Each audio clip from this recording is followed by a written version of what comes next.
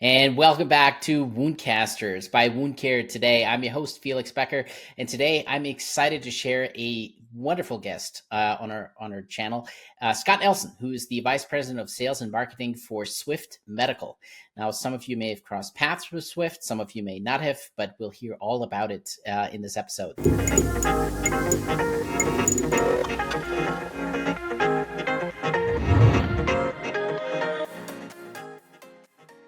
So, Scott, thank you for being here. Thank you for joining us. Really appreciate you taking the time. Why don't you tell us a little bit about yourself, where you came from, what your background is, and how you got to be with Swift? No, I appreciate it. Thanks, Felix, and appreciate everybody's time for listening in. So it's a pleasure to kind of virtually meet everybody that I can't see.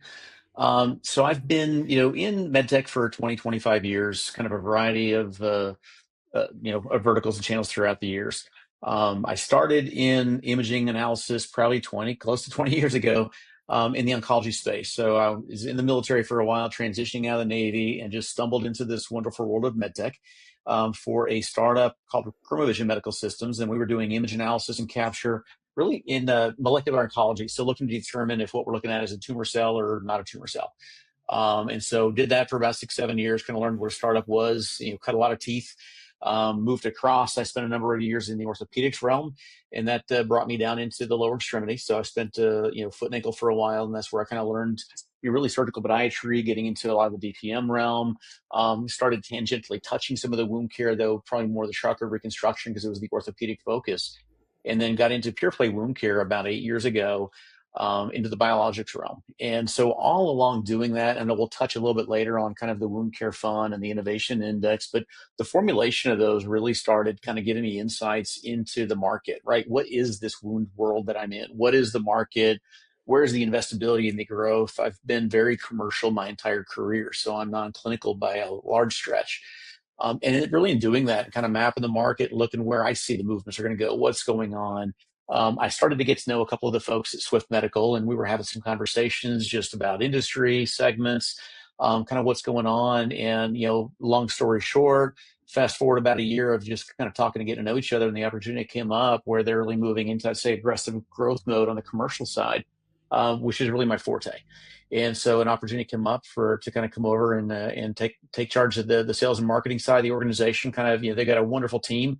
They've been doing some fantastic things for a number of years. They're a smaller company. All right, I'm coming from a bit of a larger organization, but they're probably one of the most entrenched startup companies most people in wound have not heard of. So Swift has been around close to 10 years. Most startup companies are about 10 years old, I've found over the years.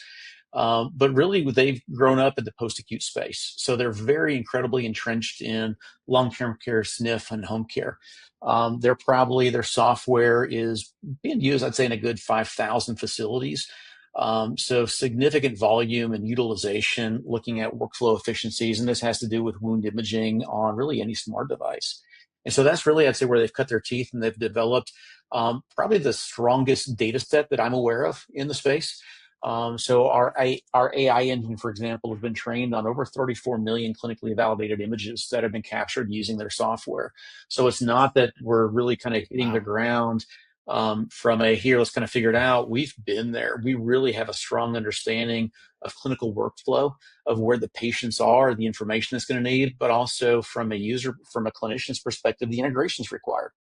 Right, we're incredibly entrenched if you're in the home care, the long-term care space with point-click care, right? Their solution is actually ours of an SDK in the back end, and just a myriad of EMRs. And so we've really understood that. And now moving into what I would term kind of the traditional wound care space, into the acute and the chronic players, where we're also introducing a hardware component beyond just the software. And so what that's going to give us is the opportunity to do thermal and fluorescence. So really moving into the spectrum. So doing spectral analysis, with beyond just the advanced imaging. So we've got a solution that I know my screen's fogged up. I don't know if this will show very well, but right here's if you can see, this guy will click over a smartphone, and it's smaller than the palm of my hand, and it will adapt into the smartphone imaging to give you that spectral capture. So because we're a software company, we don't need to create all the hardware. So we really have learned how to, correct everything from using the software in the back end. So now I've got a smartphone. I've got a device that's smaller than the palm of my hand that clicks on. And that's going to give you the ability now, not just to do the image capture, but now I can do auto depth, wound trace, auto trace. So push a button. It takes about 3 to 4 seconds, and you're going to have thermal imaging. You're going to have fluorescent imaging for bioburden. You're going to have auto depth, and you're going to have auto wound analysis. We also have smart tissue where we can identify what makes up the image of the wound that we captured. What's, granulation? What's the callus? What's the exudate level? So we've got a lot of things that have been trained over the years through AI that just as a clinician, we're not doing the job for them. That's never the intent. But as opposed to, here's a white piece of paper, what do you think, right? Hey, here's some things that we think we've found. What is your evaluation based on that? So kind of help it. And it also really is going to help with some streamlining the documentation and given, the back end on the EMR. So if I've got, a disparate mobile wound care force, for example, we know that most every clinician is accurate, but the consistency between them may not be that much. So you can really kind of get a lot less variability in the images that you're capturing, a much more precise measurement of the analysis, but we'll also track and trend. And so as a provider of multiple facilities or multiple providers on the dashboard, you can now see, how are all my patients responding? How are my patients staging? Which ones are healing or not? When should they begin to see? We're working on, further prognostics around, quantitative analysis that's going to begin providing insights into when patients should heal. What's their schedule heal rate? So those are not yet, but that's really what we're looking at of what can we do with the information to just continue to provide a better experience for the patient, but also for the clinician to make things just easier to do their job and let us handle some of the, the aspects in the back end that we should be, so they can just do the clinical analysis. And we're just trying to make it easier to also have, in the world that we live in today on the skin subs, right, better documentation.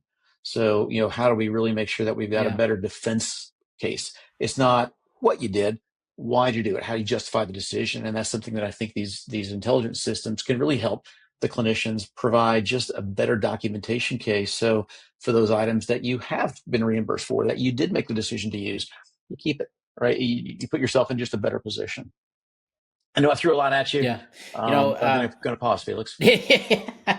No, that's all good. That's good stuff. I crossed paths with Swift in the nursing homes years ago, and so I kind of want to know what has happened since. I mean, obviously, all the AI stuff is new. The data analysis seems to be new. Back when I had any experience with it, and I wasn't the one using it because I was not employed by the nursing homes, but it was the nursing home staff that was trying to use Swift for their documentation, in point click care, like you said. We had to place a little sticker on the wound and then try to take the image. And sometimes it worked really well and it was beautiful. And sometimes it didn't work so well. You had to get the angle just right. You had to get the lighting just right. And so I'm kind of curious how far along all that has come. Have those bugs been sorted out? Is it a lot easier to use? I mean, for example, you mentioned auto depth feature. Back when I had any experience with it, depth was not something that could be measured at all. It was really just wound surface area that could be measured. So it seems like you've come a long way.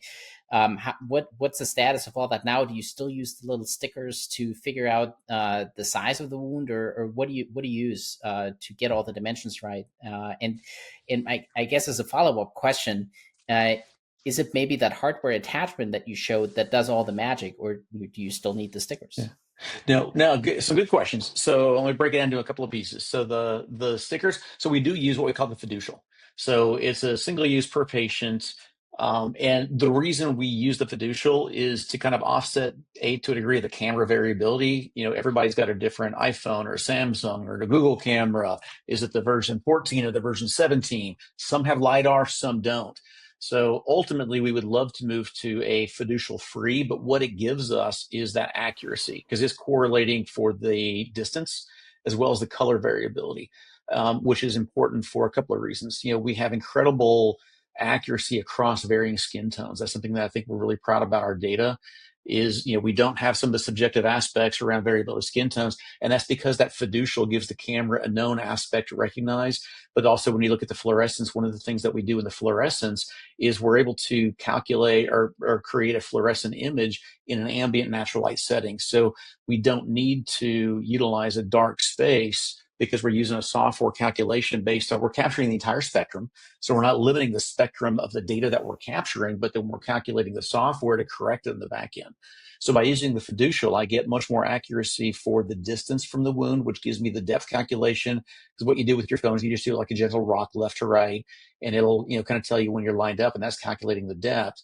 But using the fiducial, when everybody moves to a consistent LiDAR enabled camera where we can get that information from the device, then it allows us to move away from the fiducial. But in the meantime, it would require the accounts to then manage what types of phones each one of their providers is using. So it's easier just to put this on every time.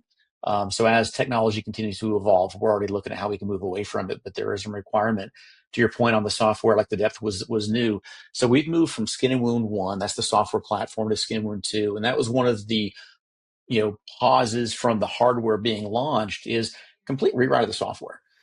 So as the company was first founded and kind of grew from the founder's perspective, and they were growing and doing some tremendous things, it was knowing that we really want to make sure we've got a solid foundation that we can continue to lay new features, both hardware and software on.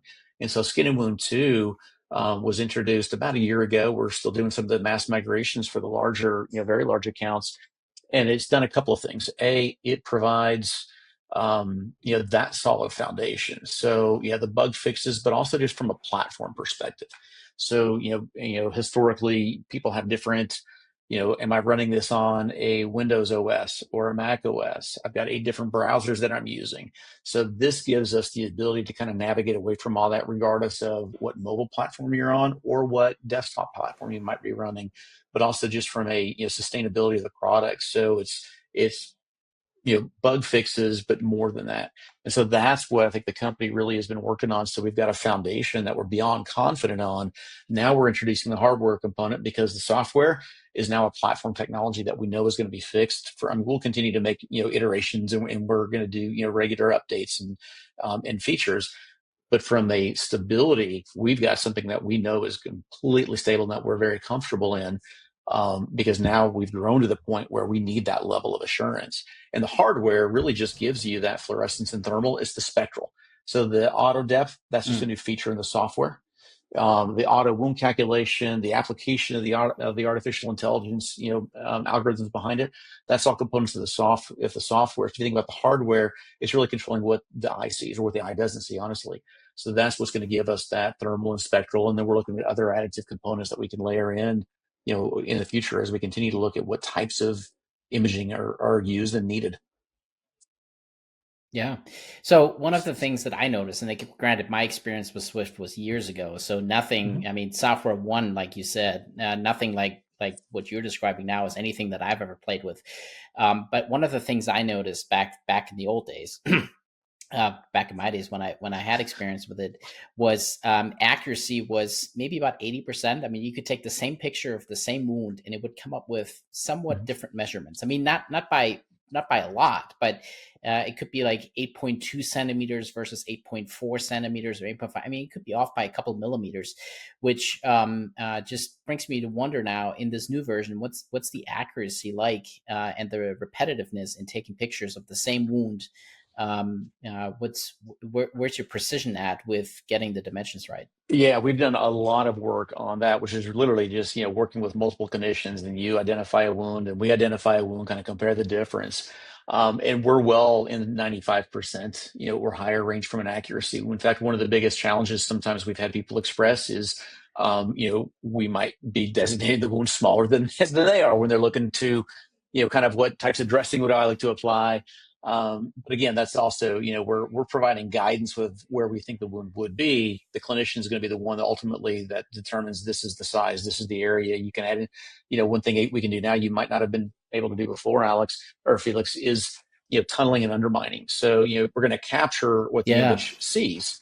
But, for example, in the auto depth, we're just going to see the bottom of the wound as it physically is there. That's what the camera can see. So if I've got an undermining aspect, or if I've got a tunneling, you've got features where you can, literally kind of draw on the image of the screen and say, no, this is tunneling of 3 centimeters. We're going to factor that into the overall area calculation. Same thing. If the depth is what we see, but there's an abscess, then you need to kind of tell us and correct what the total measurement needs to be if you're doing a probe. And then you would override what the depth is. So, we're providing you with what the camera sees. but giving the option to really provide that clarity. But the accuracy is significantly better, to the point where, it sometimes is too accurate in some some providers' estimations. But it's always something that, again, clinically, we're not the decider. We're just providing you with guidance. Yeah. No, that's fantastic. Now, you had mentioned point click care before, which is Mhm. widely used in the nursing home space, the post acute care space.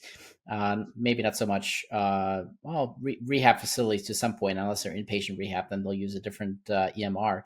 But what other electronic medical record softwares do you guys integrate with? Is it mostly PCC, or do No, you no, interact with other there's a vast, records as well? the challenge is, there's, as we're moving into kind of the mobile space and the independent providers, there are new EMRs, it seems, every day that appear.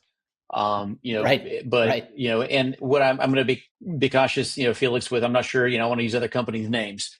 Like, I know I threw out the point click here, but, I mean, we're doing work with Epic and with Cerner, with, numerous home care, with probably, I'd say, the top three, EMRs that I'm seeing in the wound care space, that many of the independent providers and mobile wound care providers are with. I don't necessarily want to name I don't know if I'm allowed to, honestly, to name everybody else's names. And then, because we do a mix of discrete integration, as well as, like, we're set up by default, to do what we call an ADT PDF. So, it's set up to export a PDF. And then if you've got particular characteristics that you would want to have changed for your site of care, then we can make that modification. But the discrete integrations, are definitely growing on a weekly basis. It's limited only by our numbers of engineers that we can do that with. But really, from a PDF perspective, there's not an EMR that we couldn't work with day one, and then just take the time if you've got a particular customization that might be needed, and where that fits in the timeline. Yeah. Oh, that's beautiful. I really love that. So, what's the next big thing that you guys are working on? Is there something that's not secret yet that you could share with us on what the next big iteration of Swift is going to be?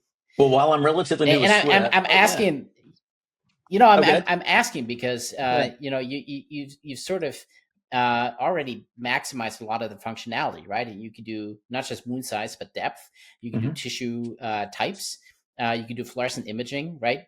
So the question is, what else is there, right? If you already build in an AI predictive model on, we think this wound would best benefit from this kind of dressing or this kind of approach, Well, that's where right? we're going, right? That seems to be the So that we yeah. don't So have. I mean, So yeah, that seems to be the next big thing. yeah. I mean, we have what we call smart tissue, which is, going to give you it's going to break down, we automatically identify and will outline the wound. And then the smart tissue is going to really give you the context of what the wound is comprised of, as far as, like, the exudate, or what's the granulation. Now, what are we thinking about, right? And I'm relatively new to Swift, so they already have learned not to tell me what they don't want me to know, because I'm sales and marketing. So, like you, right, I'm going to tell people. I'm going to go sell it.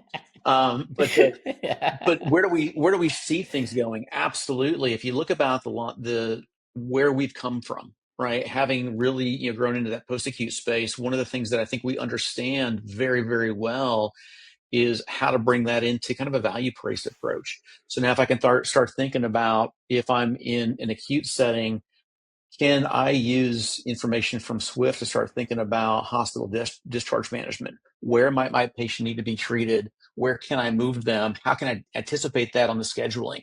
We're thinking about those things. Now, if you think Mm, about from a clinician point of care, is that I took a picture, great, and I've got thermal and fluorescent. Now, are there other aspects, oxygenation, perfusion, saturation, that I should be thinking about? We're thinking about that.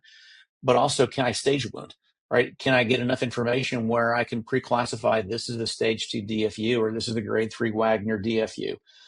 What does that look like, and what's our confidence? So those are the things. Okay, how do we pull that in? What do we need to think about? And then, with respect to, if you're seeing a consistent healing, which, as care providers, right, that's what we're looking at on the chart notes, is what's the progressive healing on a week over week basis. At what point can I schedule healing? Not that I would get to that point of looking at, but again, as you're managing, we're moving into the mobile space.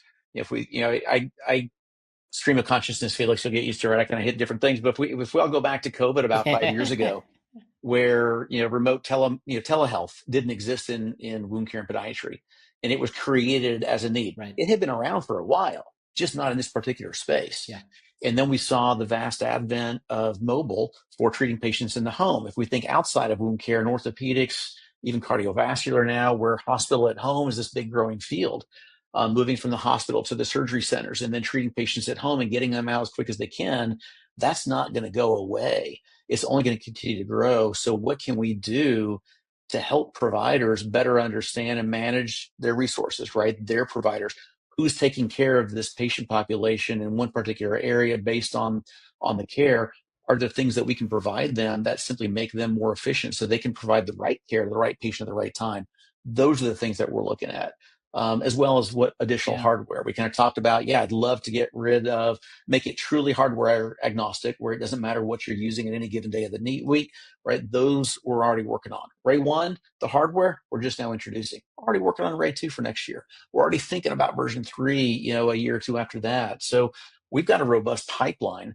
Like most people, the limiting factor is I want to do everything now, but I can't. So it's the challenges of prioritization and resource and what do people really need, especially as we're getting into the health tech, the digital tech, and the AI space, where a lot of things are cool and fun, but are they helpful and useful? And kind of balancing it with things that we want to have some fun talking about it, but it needs to deliver value to both the clinician as well as the patient and the end user. Yeah.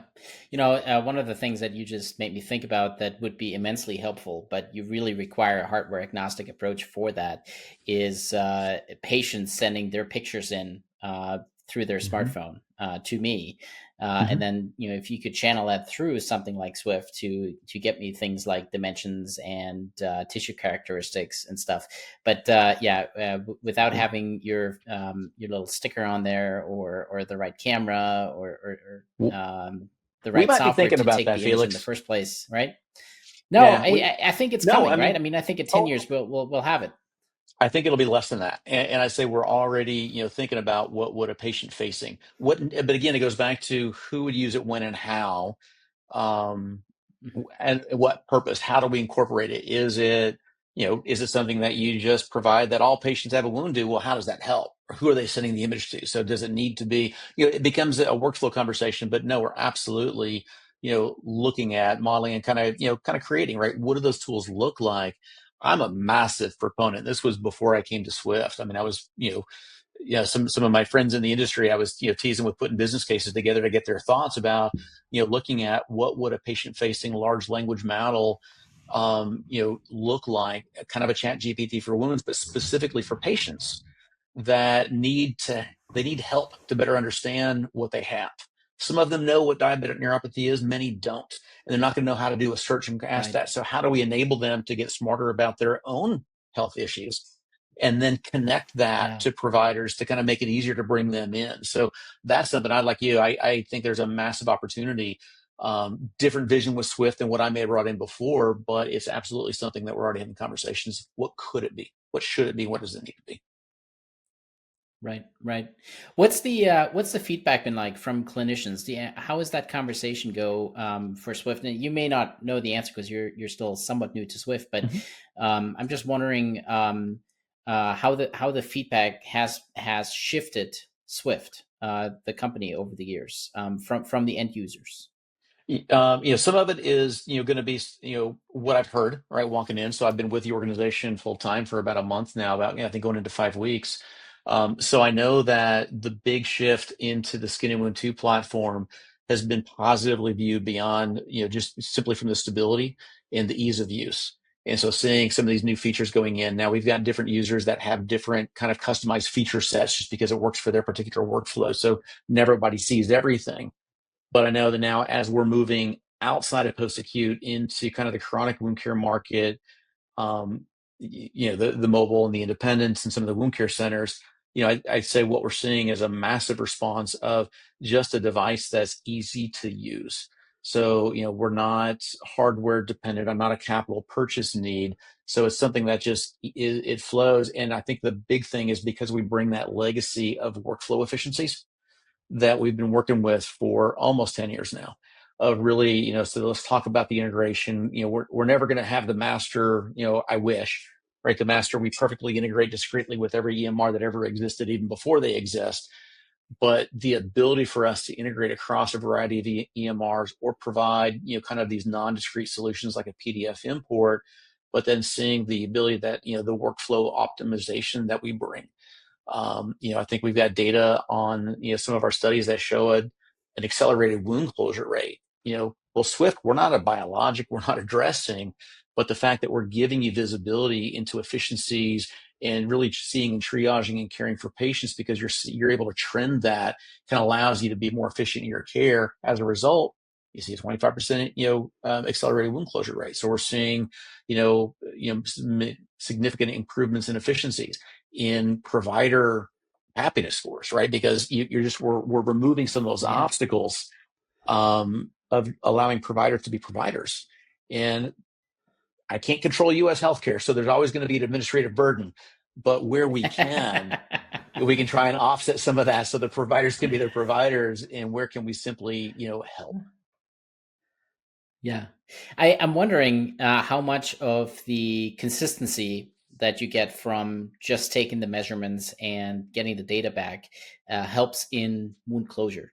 How much, because like you said, you're not addressing, you're not a biologic, you're not doing anything to the wound. You're literally just measuring the wound. So, how can you explain then that wounds tend to have better outcomes if people do use Swift? And I'm wondering if that maybe has to do with just more consistency between different measurements, which gives you better data on then what to act on with your dressing choices. I think it's a couple things. And I would, only, counter that. Well, we're much more than just an imaging device. So lots of devices will measure a wound. Many measure a wound, right? So a lot of people still use paper rulers.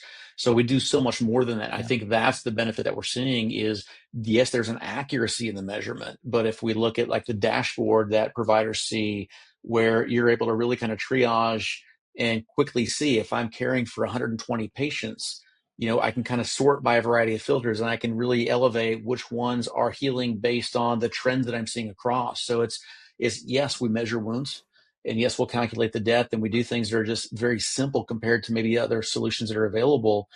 But what we're showing you is just that, again, that efficiency optimization, not only of plugging in from an integration of the EMR and trying to help things, but giving really helpful information from a kind of a master planner approach, right? So if I've got a dashboard of 120 patients, but I can see where they're at in the different aspects of care, where Swift is being used, and it gives you better visibility just to kind of really, focus. So you're spending the right time, the right patient, and that I think helps with some of the acceleration.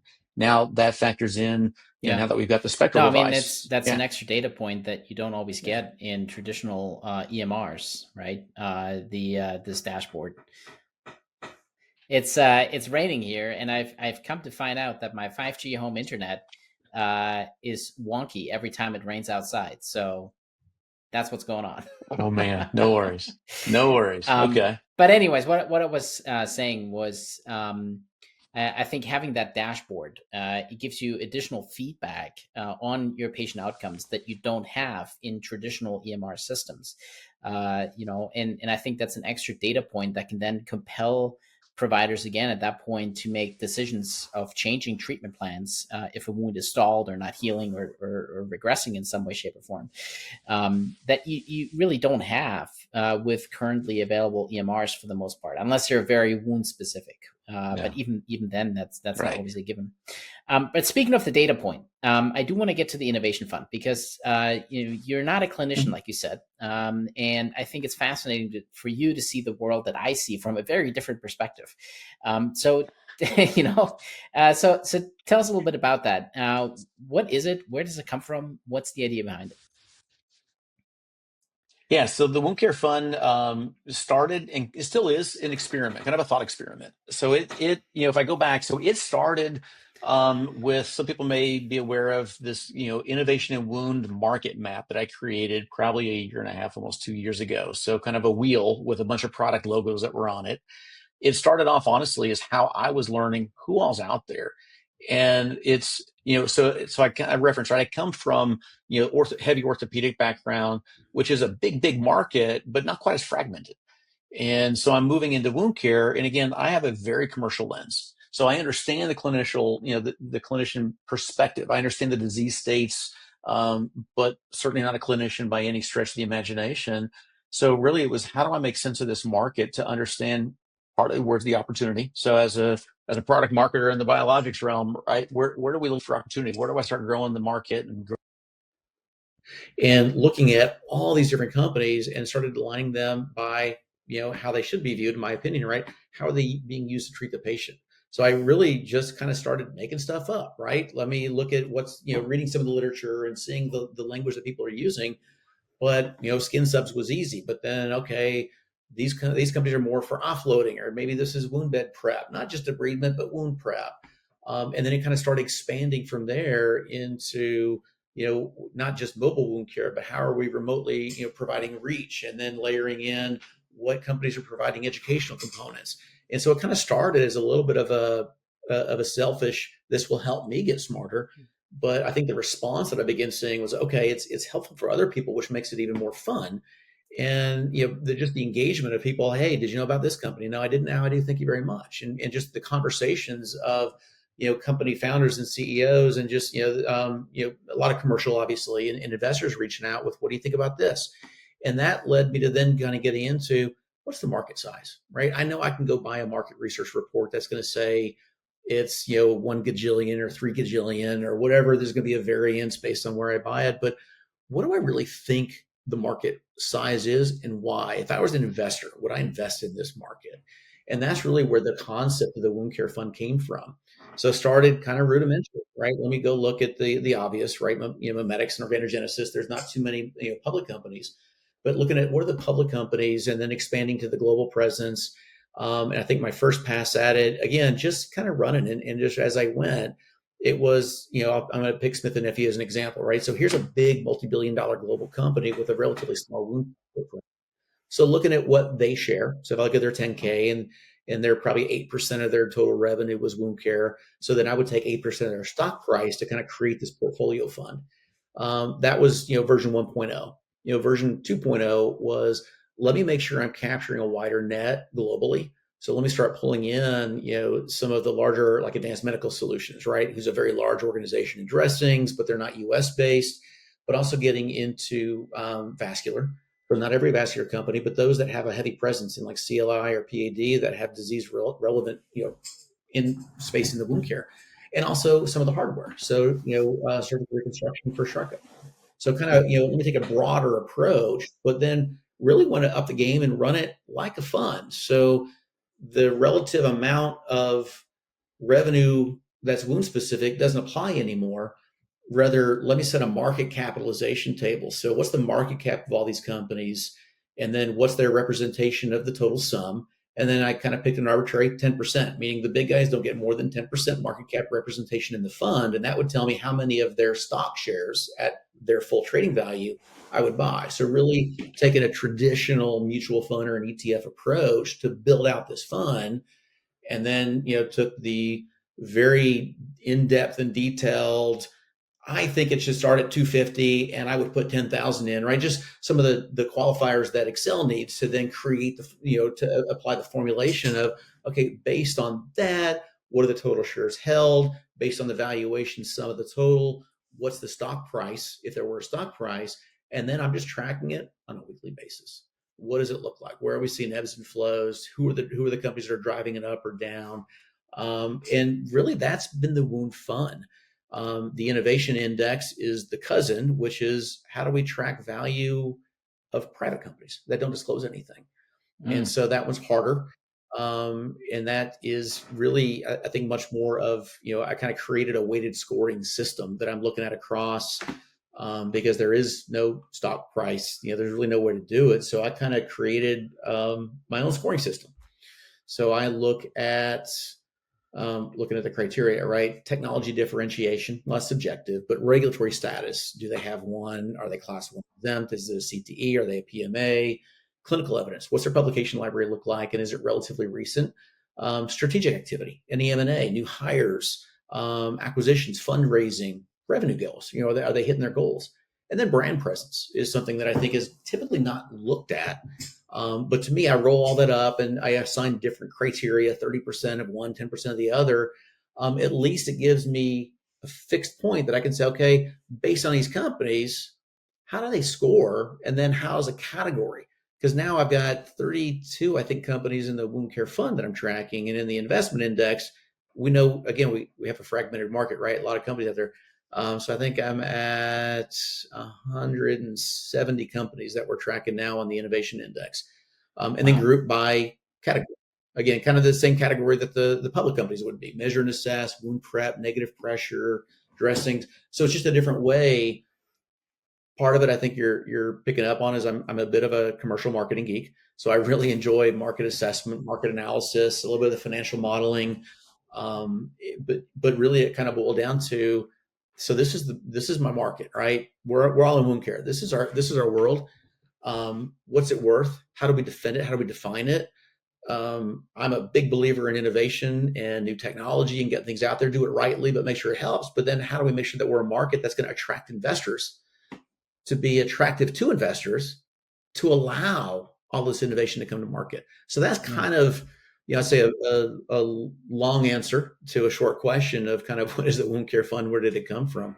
Yeah. So it sounds like the Wound Fund is essentially like a custom mutual fund that you put together for yourself, at least for yourself. Is there some way Yeah, that people can play along with you and get in on it? Or is this really just something that's sitting in a spreadsheet on your computer just for your own purpose? it's well, I'd love to do more with people. It's like, I've had several conversations with potential investors of, hey, what are you doing? What does it look like? Right? Because to make it a true fund, um, if anyone's listening that's interested in having that conversation, I'm absolutely interested in having it. I'm not an accredited investor. I'm not going to be licensed, so I need some really smart people to come. What does this look like? But I think what it shows is there is value in this space.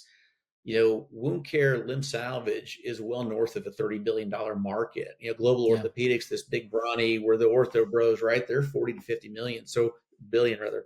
That's global. Our cost to healthcare is much, much higher.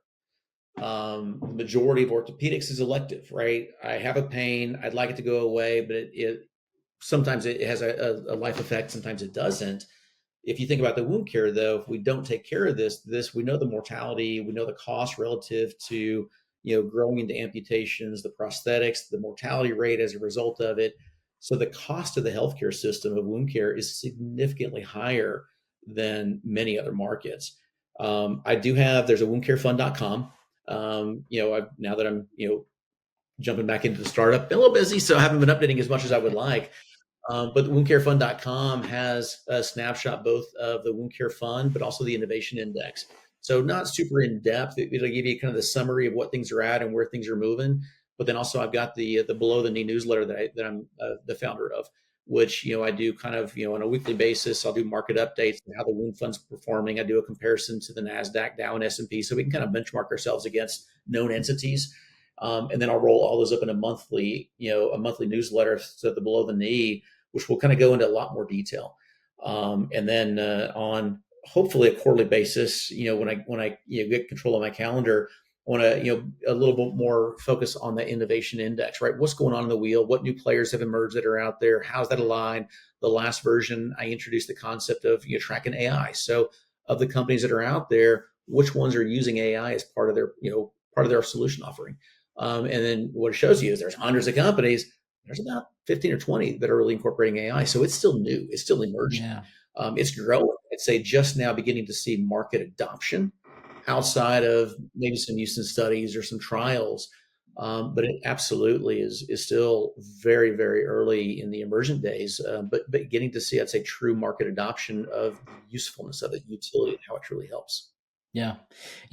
How do you find out about new opportunities to add to the innovation fund? Because one of the things that I'm always curious about is finding out about new players in the market, and it's sometimes really hard, other than going to a conference and hoping that somebody will have a table there. But going to a conference and putting up a table is costly, and a lot of startups don't spend the money on it, or if they do spend the money on it, maybe they're on a table in like a side room or a side hallway where no one even knows that they're there. So how do you discover new companies to add to the innovation fund? What's your process like?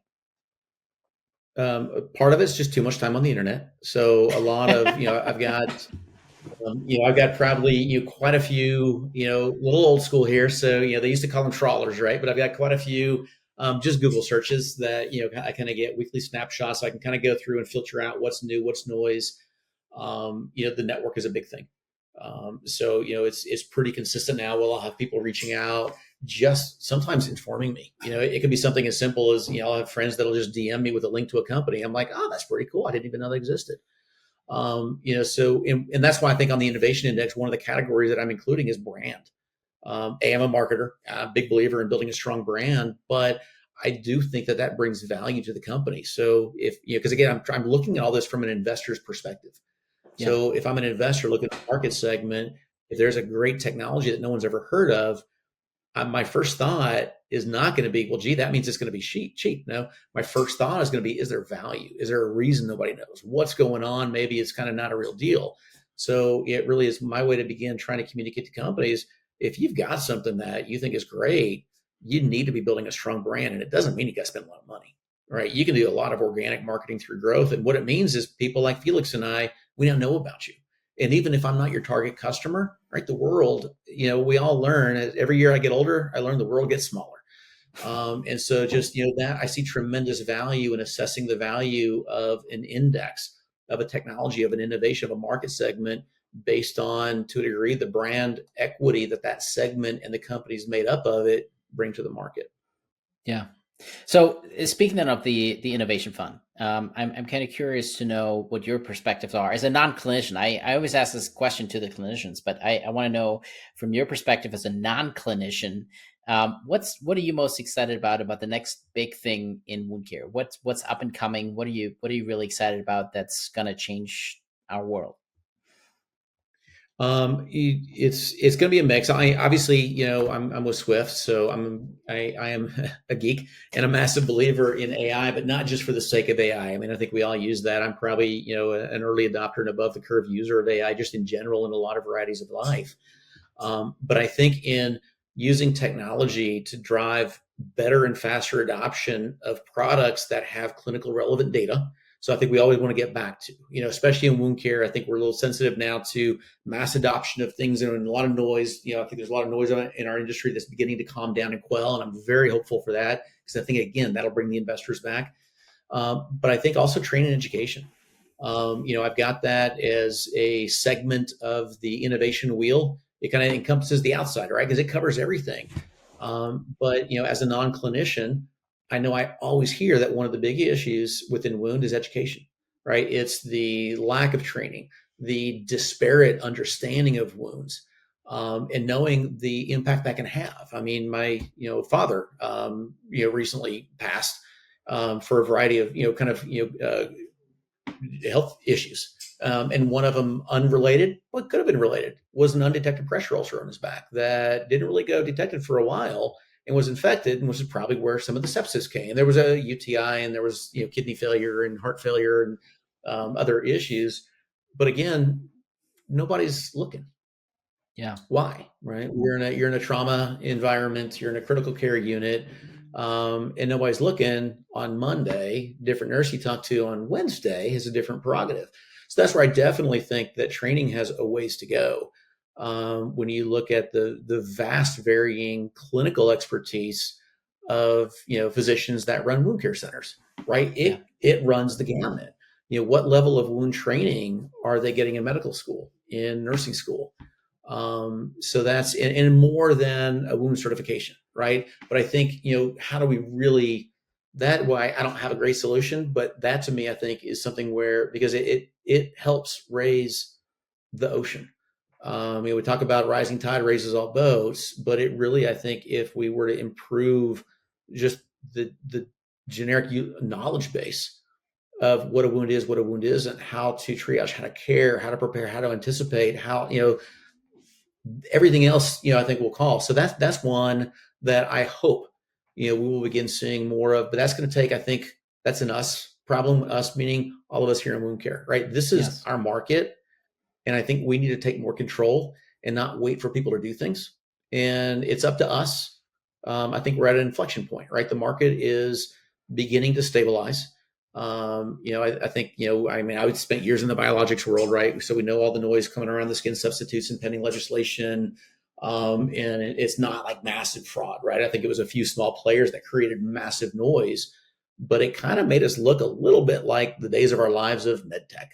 So I'm hoping the days of the soap opera are done, and we need to police ourselves. And I'm commercial, right? I am as commercial as the day is long.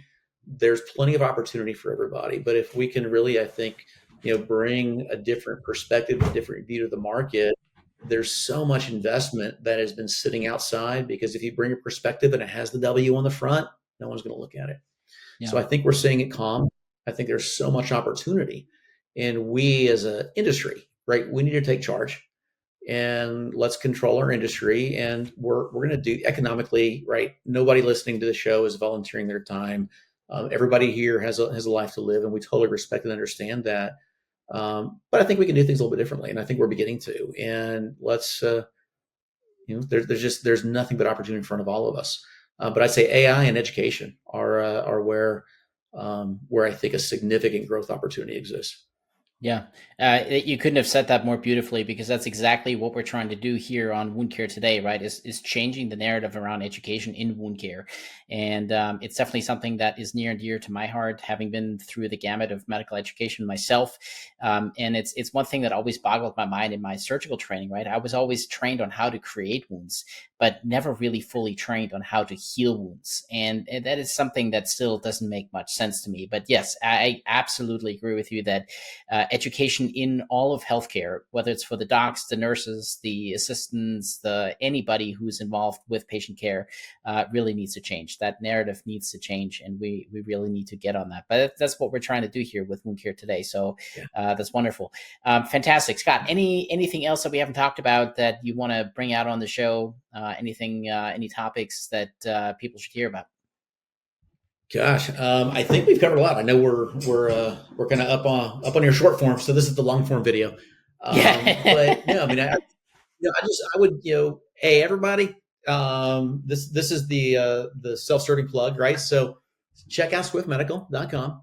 I would love to have conversations. If anybody sees value in having a conversation about what I would call a easily deployable, no capital purchase, very scalable imaging solution with incredible efficiencies that brings spectral imaging literally to the palm of your hand, give me a call. Would love to have a conversation about that.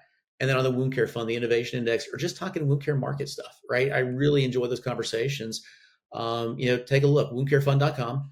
And then just do a Google search on below the knee. It's I think I have the abbreviated version on LinkedIn, and then it's a Beehive is host for the platform for the newsletter. But I would love to do more with the Wound Care Fund. There seems to be significant interest. It's a balance of time, but if anyone's got ideas they'd love to talk through, I would love to have those conversations of what do they think it could be. And really, it's here to help all of us. And let's just how do we help the market grow? Right. No, that's fantastic. That is amazing. So thank you so much for sharing your time with us today, and all your insights and wonderful knowledge, both on Swift and the Wound Care and Innovation Funds, which I think are fascinating. I definitely will need to check more out on that. So you said that was woundcarefund.com, right? Yep, woundcarefund.com. And that's got the Wound Care and the Innovation Index, and then the Below the Knee newsletter. And then I'll be at key shows. So I'll be at IPAWS coming up. I'll be at DEF CON coming up. And haven't started mapping out 2026 yet, but love to meet people in person. So wherever at the same shows, love to just have a cup of coffee or just say hi and continue to make this big world smaller every month. That's right. And with all that, thank you again for joining me on WoundCasters by Wound Care today. If there are any particular topics you want to hear about or guests you would like to see on the show, reach out and contact us. If you're listening to this on a podcast app, be sure to subscribe and leave us a 5-star review so others can find this content more easily. And if you like this particular episode, please share it with a friend. As always, be sure to tune in next time as we explore yet another aspect of the challenging and rewarding field of chronic wound care. Ciao.